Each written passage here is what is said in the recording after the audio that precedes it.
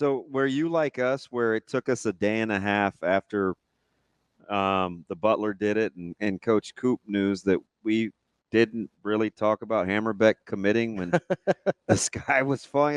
You talk about news dumps. How about a July 3rd, I'm in? Yeah, that was probably of all the commitments in the last year or two that didn't get as much attention. He's probably near the top of the list, and not because he's not a good player. At 24/7 Sports, I think rankings are going to show that pretty soon too. I think he's a potential 4-star guy that they got. One of those Midwestern, just tough dudes who can do a lot of different things. Great athlete for his size. He doesn't do a lot of like media interviews, which is fine. I could see myself being that way if I were a recruit, which doesn't sound like it's good for me. But because of that, sometimes those guys don't quite get as much, there's just not quite as many stories about them throughout the recruiting process and all that. But it doesn't mean they're less of a player or anything like that. So he just quietly went about his recruitment all the way up until here it is. I'm pledging to Nebraska right before the fireworks go off. And then probably unbeknownst to him, there was other news that was sort of going to take over the weekend around here. Yeah, different kind of fireworks after the 4th for Nebraska. Yes. So you've got Sean Hammerbeck, you've got Houston Kahina-Torres, you've got Brian Tapu now in the last 2 weeks, basically. If that's all Nebraska gets, I know David Sanders is still out there. I'm sure there's other people out there that I don't have off the top of my head right now. But if that's all Nebraska gets as far as the offensive line class, how do you feel?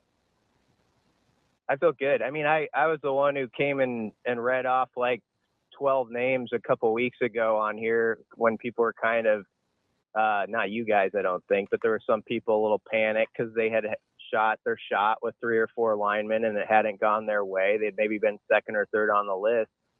I said, just look at the last 2-3 years of who they've recruited. The names are there. They have guys in the system that are young players that are there to develop. These guys can fit right in there with them. And then you let the guys put their elbows out, see who goes to work, who can put on the right weight and figure stuff out over the next couple of years. And, and you sort it out from there. But I think these guys fit into that whole group. There's going to be, with the addition of those 3 guys, 12 to 14 names over the last 3 cycles that could have a say on Nebraska's offensive line a couple of years from now. So I think they got what they want. Obviously, if David Sanders or someone you could reel into the boat, that would be huge, and there would be great reason for celebration for that. But as they stand, Donnie, he continues to do a nice job recruiting. And I think a big part of it is guys come here, they see his room, they see like, okay, that is really truly a family that they've got going. And that's not over the top. They're just a close group. And even the guys who don't pick here talk about it. They're kind of impressed. They're impressed by it. They're like, I could see why a guy would want to go there. So, it doesn't surprise me that he's been able to have recruiting success when you actually step back and kind of take it all in. One of the things I think he's good at, and I think you'll get it after this, but Coach Butler's a guy that I wanted to study up on as much as I could. So I'm trying to dig up interviews and old stuff. And my buddy Lance sent me a podcast that he did about football DNA and why it's important in players. And when you're talking about guys like Hammerbeck or guys that Rhule gravitates towards, or even guys in this recruiting class where Coach Rhule will say, he's just a football player. You think that the football DNA is something that is overstated? Because I do feel like now that it has kind of a word that coaches are using, it is something that I think Nebraska's staff looks at in particular. I think it's understated because I think there are a lot of guys who can play the game, not a lot, but there's that group of guys who can play the game at a really high level to get recruited, to have the opportunities to play big-time college football. And then there's a percentage of the pie within that that they were just really good at it. And I'm not saying they don't like the game, but maybe it's not their driving force or anything like that. It's not the thing. They're just good at it. And I think they have found a lot of guys when I interview them, it feels like that really love football. I mean, they just can't get enough of it, some of them. And they're sharp too. That's something that has really jumped out at me in the last two classes. Like I did an interview with Jeremiah Jones a week or two ago, and first time I'd ever talked to him. Just really impressive dude. I mean, great athlete out of Kentucky.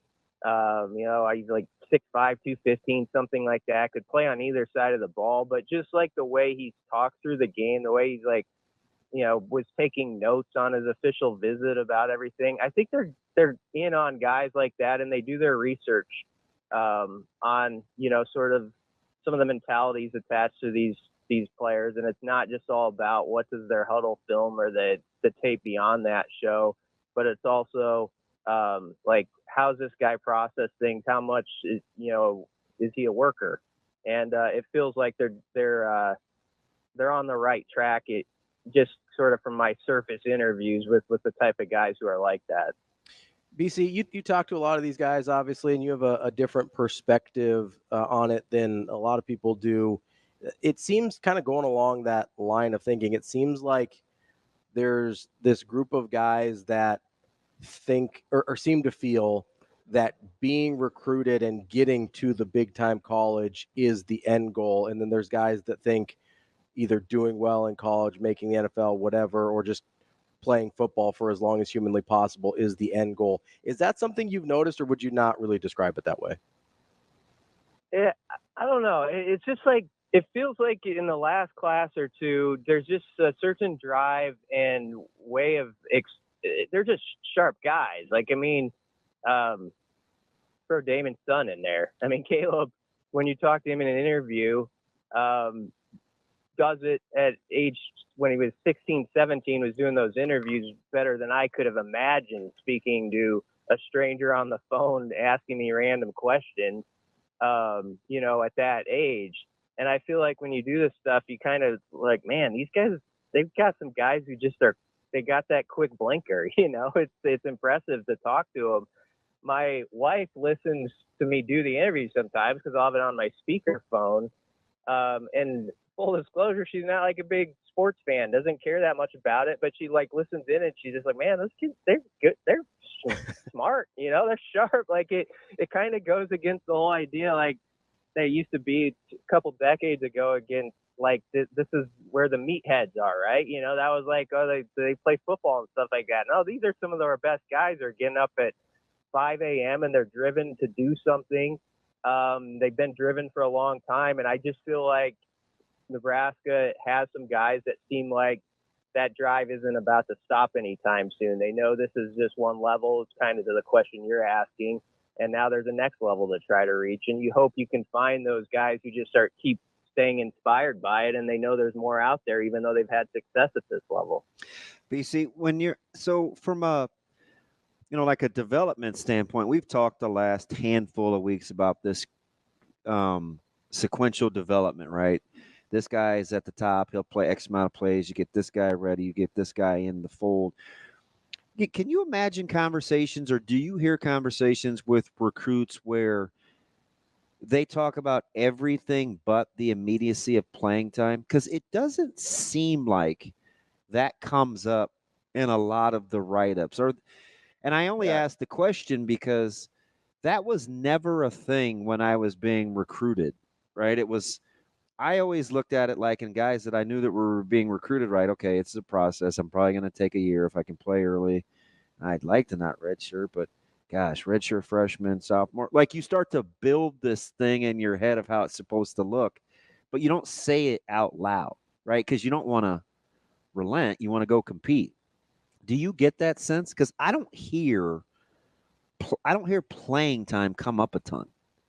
I get the sense that they're not ever promised anything. It's just an opportunity. Like, you're going to get a great, all the resources are here to succeed. You're going to have a great academic setup behind you. You're going to have facilities that are some of the tops in the country, the coaches are going to say, which they believe fully, like, we're going to develop you as well as you can be developed. But it doesn't mean you're going to come in and just play. You're going to have to go earn it. I don't know what the percentage is across the country, if there are college coaches who do say, sort of make promises. But the one thing that stands out is, I think you're right, that definitely doesn't happen with this coaching staff. There's not an idea that, like, okay, this is going to be given to you in a year or so. That goes to the 5-star quarterback that people think is going to be the starting quarterback 2 months from now. Like, right. I think there's a sense of, like, he still has to go earn it. And I think guys see that, and that's meaningful too. Like, when they see, like, okay, they're going to go compete, and as long as it's a fair shake, and if I go to a practice and I see that they're stacking up reps the way they are, they're going to give everybody an opportunity. That's all I can want. If I'm a competitor, that should drive me, and that should be enough. Like, I'm going to get my fair chance to make it happen. And if it doesn't happen right away, I think this is a staff that also, they want to show how much they care about a player, and that if you're not playing that first year or second year, the staff still has their best intentions, at heart. And so, maybe you don't just transfer right away if things aren't going your way. Maybe you keep developing and you see that, oh, this guy over here did it for 3 years and then he got on the field. Maybe I can do the same thing. So hopefully you build that sense within your program, where there is a little bit of staying power. And I'm not against the guy who just sometimes says, you know what, it's not working for me here, and he leaves. That's the way it is. But it is impressive how few guys have left, when you really think about it, compared to the rest of the country. Nebraska, I think, is probably in a pretty good category as far as lack of transfers at this point. We're talking with Brian Christopherson, Husker 24/7. BC, as you're talking through that answer there, it kind of got me thinking a little bit. I think we think a lot about guys that transfer as they do it. Selfish is probably too strong of a word, but for their own reasons, that they want playing time, they want to get their shot to go to the NFL or whatever. But is it possible that that's one of the only ways that they get positive reinforcement from a coaching staff, and that, like, they get the indication that, like, oh yeah, we still love you, we still whatever. And then with Nebraska, they get that other places, so the playing time part doesn't feel as life and death. Am I overthinking this, or, like, that's the first thing that popped in my mind when you were talking through that? Yeah, I don't know. You got to understand who really. I don't think I'm going to answer your question the way you framed it, but you just got to understand, like, who are the coaches out there on the recruiting trail that are about more than the football, and they want me to succeed no matter what. And I really think that's a big deal to a lot of the recruits that I talk to with Nebraska. They feel that vibe, like, these guys are beyond just like, oh, this guy's going to be a successful linebacker in year 2 for me. It's like, no, we're going to get you here, and we want to develop you as a person and as a player. And we sure hope you take off as a player, of course. And we know you want that too. But we're going to give you all the other stuff. And if you really build that sort of trust with a player, then I think a program is really cooking, because a guy might sit there after his first or second year where he's not playing as much and say, you know what, I wish I were on the field more, but I see why I'm not yet. And I see that these guys do care. They want my best result. And there's also guys smart enough to know, a lot of these recruits pick up, there's guys who tell them fibs, like there's guys in the transfer portal who college coaches will talk to, and they'll act like they really want them there. Well, they don't necessarily want them to be their starting left guard. They might want them to be their seventh guard or their seventh lineman. You know what I mean? Like, that, you got to understand that some of the stuff you're getting told isn't just going to come true with the snap of a finger. And so if a person really cares about you at the program you're at, you might say, okay, I'm going to stay with this and just see how this plays out. So I do think they've got some of that going right now. People could say that's a homerific view on it, but I think it's backed up by the fact we just haven't seen as many transfers as some other places. I do think there's some of that going on over there. BC, it was your board that got me started with the indispensable, the 24 and 24. And I know you guys are doing your countdown for most indispensable officially now. And it's no coincidence. Well, maybe it is that Lloyd is checking in at 13. When you look at the wide receiver group as a whole and you talk relationship to Rheola's success, who needs to step up first in this kind of symbiotic relationship? Among the receivers, between receivers and the quarterback position. Okay. I don't know. I don't know if I can put one above the other on that. I mean, I think it just has to be. There's a trust with that too, of building it up. Where you're doing your job, you're running the route at the where you're supposed to be, where the quarterback can believe you're going to be there on time, and then the quarterback's got to prove over time he can put it there. So I think that's a both sides sort of deal to make the relationship work. But it seems like we would assume it's the receivers, even though some guys that are ranked fairly high on this list at least have a year under their belt. Rheola doesn't have any, but I think we think it's the receivers first. I kind of like your answer because it is cohesive, but do you get the feel we think receivers need to step up? I don't know that it's receivers first. I think think about Dylan Rheola's situation, walking in with all that hype, that he earned. He gathered it. But guys might not say this out loud, but if you're on the team and you're a third-year guy or something, you're looking at the young guy. You might like him at first, like his personality, but you're kind of, taking mental notes about him. Like, what's this guy all about? Like, I've read I've seen his name everywhere. Like, is he really a workhorse? Is he the guy that's going to get up? Corey Barney, who I think is his roommate, wants to go catch passes at 6 a.m. Is he that dude who's going to be like, all right, I'm there? I think that stuff is big, like in these 8 months leading up to the game, as much as anything. It sounds like he's done really well with that. Doesn't surprise me, knowing his family, and what we've been, heard about Dylan before. But I think that's a big part of the first step kind of was like, okay, the young guy with all the hype is showing the receivers, I'm here to work. Whatever happened before, whatever was attached to me, that doesn't mean anything now. I got to go earn it every day. And if you can get that across to your crew that you're throwing to, makes them work that much harder too, I got to think. So I don't know. That's kind of how I thought of it off the cuff. It's a good question.